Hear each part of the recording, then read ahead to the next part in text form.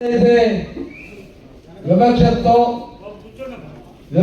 ఎదుర్కొని వివక్షపూరితమైనటువంటి సమాజంలో జీవించి ఆ వివక్షత లేని సమాజ నిర్మాణం కోసం బాధ్యతలు అప్పగించినటువంటి చంద్రబాబు నాయుడు గారికి ముందుగా ధన్యవాదాలు తెలియజేస్తూ ఈనాటి సమావేశానికి ముఖ్య అతిథిగా విచ్చేసినటువంటి మిత్రులు పెద్దలు గౌరవనీయులు ఆదిరెడ్డి అప్పారావు గారు, బీజేపీ జిల్లా శాఖ అధ్యక్షులు సోదరులు పికే నాగేంద్ర గారు, అదేవిధంగా రామకృష్ణారెడ్డి గారు ఎమ్మెల్యే గారు వచ్చి దానిని కలిసి వెళ్ళారు, వేలేపల్లి వల్ల సోము వీర్రాజు గారు, అన్నిటికీ మించి మిత్రులు దుర్గేష్ గారు, అదేవిధంగా వేదిక మీద ఉన్నటువంటి పెద్దలందరికీ పేరు పేరున, ఎందుకంటే కొంతమంది మర్చిపోతే కరెక్ట్ కాదు కనుక అందరికీ పేరు పేరున ధన్యవాదాలు తెలియజేస్తూ చాలా సంతోషంగా ఉంది, ఇంకో పక్క బాధగా ఉంది. ఎందుకంటే మన ఐక్యత చూసిన తర్వాత ఇది దుర్భేద్యమైనటువంటి ఐక్యతగా ఉంటుందా ఉండదని ఒక అనుమానం నాకు కలుగుతూ ఉంది. ఎందుకంటే శత్రువు ఎప్పుడు కూడా ఎదురు చూస్తూ ఉంటాడు దాడి చేయడానికి.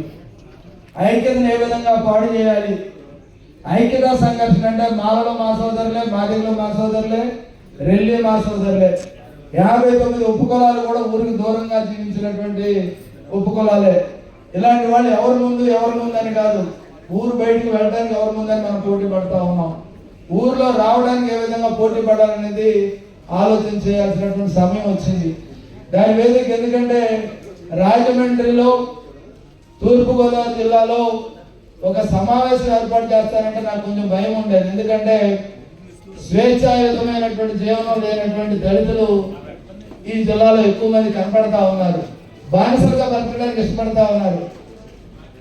మీకు ఏ తక్కువ అంటే ఎవరు మాట్లాడు, ఎవరైనా బియ్యం ఇవ్వాలా, సాయంత్రానికి పచ్చిమిరపకాయలు ఇవ్వాలా, కూరగాయలు ఏమైనా తెచ్చిస్తే తప్ప నీ కుటుంబం గడవదా, ఎందుకు బానిసత్వం చేస్తా ఉన్నావు, ధైర్యంగా కూర్చో, నిలబడు, నిటారుగా నిలబడు, ఎవడు మనం అంచలేడు. మనం గౌరవిద్దాం, అందరినీ గౌరవిద్దాం, ఎవరిని తక్కువగా చేయం, కానీ మనం తక్కువగా చేసిన మాత్రం ఎక్కువగా చూడొద్దు, వాడిని తక్కువ చేయాలి. చాలా మంది ఆశపడతా ఉంటారు ఎట్టి పరిస్థితులు. ఎందుకంటే కంచె ఒక సినిమా చూశాను, ఆ సినిమాలో హీరోయిన్ దిగుతారు, హీరోయిన్ ఒక జమీందారు గారి కూతురు లేదా రాజు గారి కూతురు, హీరో ఒక మంగళి కొడుకు.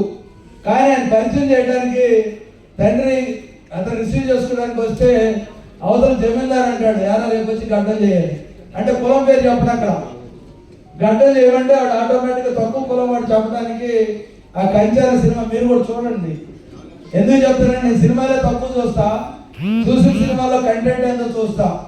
అంటే ఈరోజు మన కులాన్ని ఏ విధంగా తక్కువ చేస్తా ఉన్నారు, మనం విద్యలో తక్కువగా ఉన్నామా, వ్యాపారాల్లో తక్కువగా ఉన్నామా, దేనిలో తక్కువగా ఉన్నామంటే దేనిలో తక్కువగా లేదు.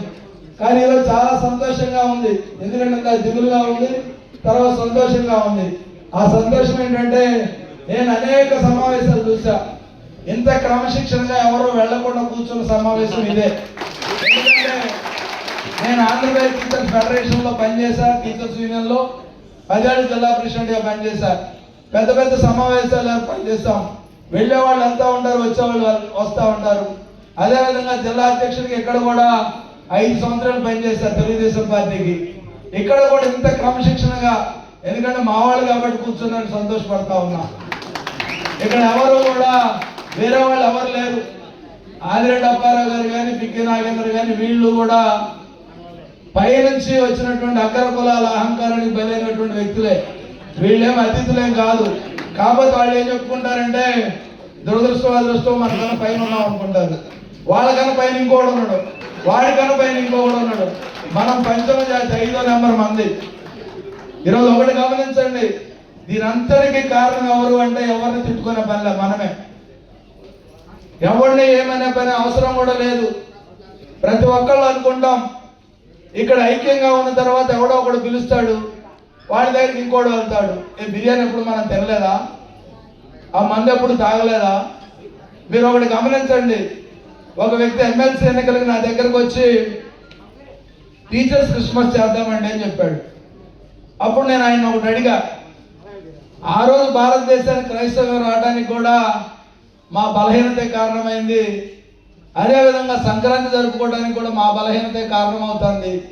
ఎందుకు నువ్వు సంక్రాంతి ఎందుకు పెట్టావు, టీచర్ సంక్రాంతి ఎందుకు పెట్టావు, క్రిస్మస్ ఎందుకు పెడతావు అని అడిగా. అంటే మనం బలహీనమే, బట్టలు పెడితేనో డబ్బులు ఇస్తేనో మందు వస్తేనో ఇంకోటి చేస్తేనో మనం ఈజీగా మెల్ట్ అవుతామనే ఒక భావన, చులకన భావన ఎవరైతే రాజ్యాధికారంలో ఉన్నవాళ్ళు కానీ, రాజులు కానీ, జమీందారులు కానీ ప్రతి ఒక్కడికి అదే ఆలోచన ఉంది.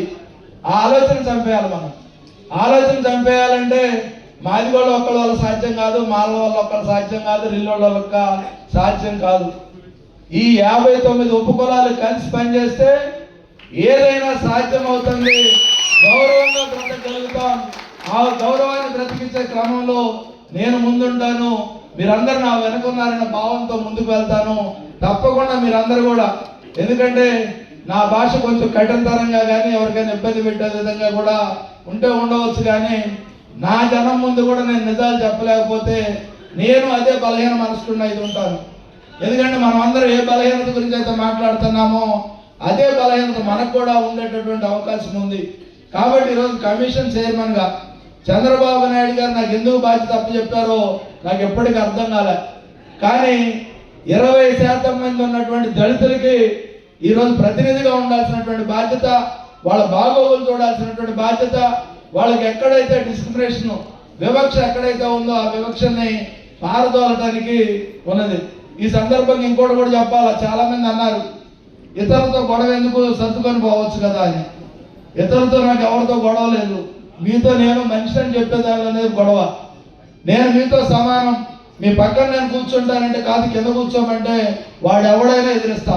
ఎందుకంటే వాడు ఎవడైనా సమానత్వం కోసం, సమాజ నిర్మాణం కోసం నా కుటుంబం, నా తల్లిదండ్రులు, తాత కూడా స్వతంత్ర సమరయోధులు. వాళ్ళు యుద్ధాలు చేశారు. కనీసం వాళ్ళ వారసుడిగా, కనీసం సమాజ నిర్మాణంలో నా బాధ్యత ఇది. నేను గౌరవంగా బ్రతుకుతాను. నేను చదువుకున్నా, నేను ఉద్యోగం చేస్తా, నేను డబ్బులు సంపాదిస్తా, నేను కూడా గౌరవంగా బ్రతుకుతానంటే కుదరదు. మా కింద కూర్చోమంటే వాడు ఎవడైనా కానీ ఎదిరిస్తానని చెప్పి ఎదిరించినందువల్ల నేను ఎమ్మెల్యే కాలేకపోయా.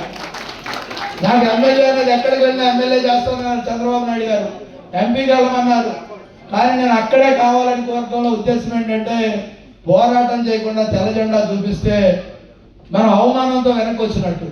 నేను శుభపడవచ్చు కానీ నా జాతి అవమానానికి గురి కాకూడదనే ఒక సంకల్పంతో నేను పోరాటం చేస్తా ఉన్నా. ఈ రోజుకి ఎప్పటికీ నా పోరాటం ఒకటే, సమానత్వం. ఇందాక అప్పారావు గారు చెప్పారు ఎవరి రక్తమైనా ఒకటే.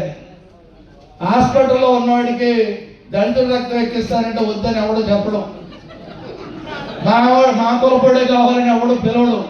ప్రాణం దగ్గరకు వచ్చేసరికి కానీ లేదు వేరే విషయాల్లో కానీ అవి కొన్ని చెప్పకూడదు. ఆ విషయాల్లో వాళ్ళకి ఏ కులం అడ్డం రాదు.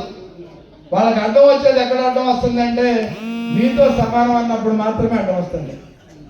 ఈరోజు ఒకటి గమనించండి, ఎవరి మీద నాకు వ్యతిరేకత లేదు. నా జనాన్ని కానీ ఒకడు ఉప్పు వేయాలని చూస్తూ ఉంటాడు, ఇరిగిపోవాలని. కానీ దాన్ని కాపలా కాయడానికి ఈ 3 రోజులు కూడా చాలా ప్రయత్నం చేశాం. ఆ ప్రయత్నం సఫలీకృతమైంది.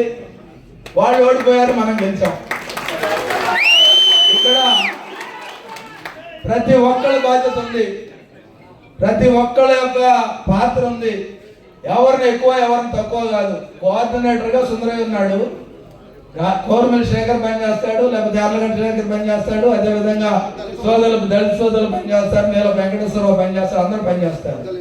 అంటే మన పూలన్నీ మాల కట్టడానికి ఒక దారం కావడం కోసమే దారాన్ని పెడతాం. అలా అని చెప్పి పూలన్నీ కూడా లేకపోతే దారం ఒక్కటే ఉందంటే చూడండి ఎలా ఉంటుందో. ఆ దారం పనికిరాదు, దారం విలువ కూడా ఉండదు. ఆ మాల అనేది దాన్ని చుట్టుకొని ఉన్నటువంటి పూల వల్ల అందం వస్తుంది.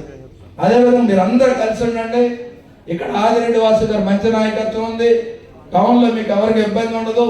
ఎందుకంటే అప్పారావు గారికి కూడా తెలుసు వివక్షత అంటే ఏంటో. ఆయన కూడా బయట నిలబెట్టిన రోజులు నాకు తెలుసు. ఇక్కడ ఉన్న వాళ్ళలో అందరూ కూడా దగాపడ్డ వాళ్ళే. ఎందుకంటే కేవలం కులం అర్థమైంది.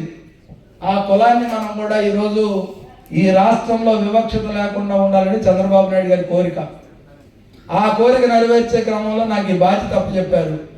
ఈ బాధ్యతను సక్రమంగా నిర్వహించడం, సమానత్వం కలిగినటువంటి సమాజాన్ని నిర్మించడం, అదేవిధంగా ఈ రాష్ట్రంలో చంద్రబాబు నాయుడు గారి ఆశయాలకు అనుగుణంగా P4 అభివృద్ధి చేయటం.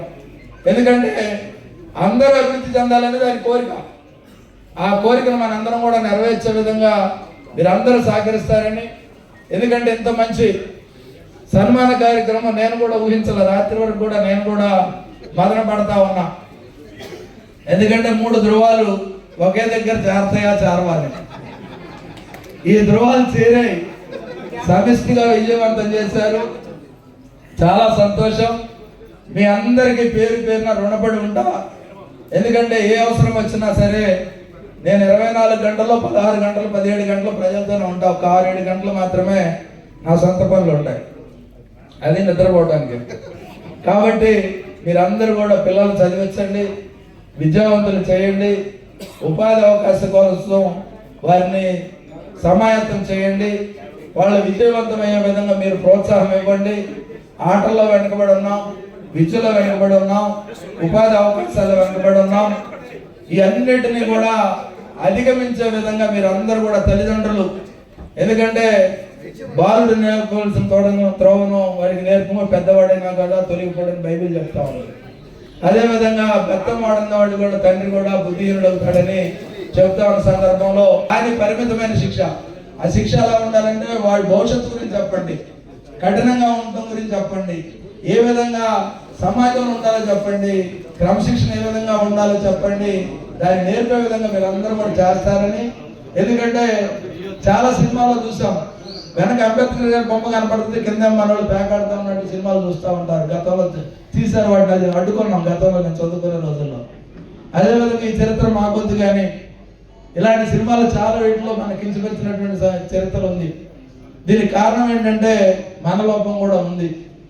మనం ఇలా వంగిపోయి ఉంటే వంగిపోయి ఉన్నాడు అంటారు, కళ్ళు మూస్తే కళ్ళు కనపడతలేదు అంటారు. ఆ అవకాశం ఇతరులకు ఇవ్వకండి. ఎందుకంటే ఎక్కడైనా సరే గంజాయి కానీ, మద్యం కానీ, లేదంటే ఇతర ప్యాకెట్లు కానీ, కోడి పందాలు కానీ, లేకపోతే గుండాట్లు కానీ మన సమాజానికి దూరంగా ఉంచండి. మీ పిల్లలు రాబోయే తరం వాటి నేర్చుకోకుండా చూడండి. వాటి చూపించాల్సినటువంటి బాధ్యత ఉంది. అప్పుడే మన గౌరవం పెరుగుద్ది. అంతే తప్ప ఏదో 100 రూపాయలు బీర్ కోసమో, లేకపోతే వైన్ కోసమో, లేకపోతే పులిహోర పట్వాల కోసమో, లేకపోతే పలావ్ బిర్యానీల కోసమో దయచేసి ఎవరిని ఆకర్షణ చేయకండి. తప్పకుండా గౌరవప్రదమైన జీవితం మీరు అందరి కుటుంబాల్లో ఉంటుందని మీరు ఆదర్శంగా ఉండండి. మీ సమాజం కూడా అదే విధంగా ఆదర్శంగా ఉంటుందని ఆశిస్తూ ఈరోజు ప్రత్యేకంగా నన్ను పిలిచి ఆహ్వానించి సన్మానం చేసినటువంటి ఈ కమిటీకి ప్రత్యేకంగా ఐక్యవేది కమిటీ ఐక్యవేది ఇక్కడేం లేదు కదా. ఎందుకంటే ఏదైతే లేదనుకుంటామో అది కావాలనుకుంటాం. ఒకడు దేవుడిని అడిగాడంట, నీకేం కావాలంటే నాకు డబ్బులు కావాలని అడిగాడు. డబ్బులు లేనివాడు, బుద్ధి లేనివాడు బుద్ధి కావాలన్నాడు.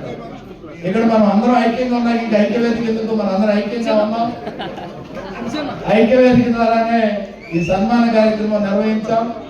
పేరున ఒకళ్ళ పేరు చెప్పి నేను ఇంకెవరిని తక్కువ చేయదలుచుకోలేదు. ఎవరి పాత్ర కొద్దిగా వాళ్ళు చక్కగా చేశారు, దానివల్ల దిగ్విజయమైంది. వారందరికీ కూడా పేరు పేరున ధన్యవాదాలు తెలియజేస్తూ సెలవు.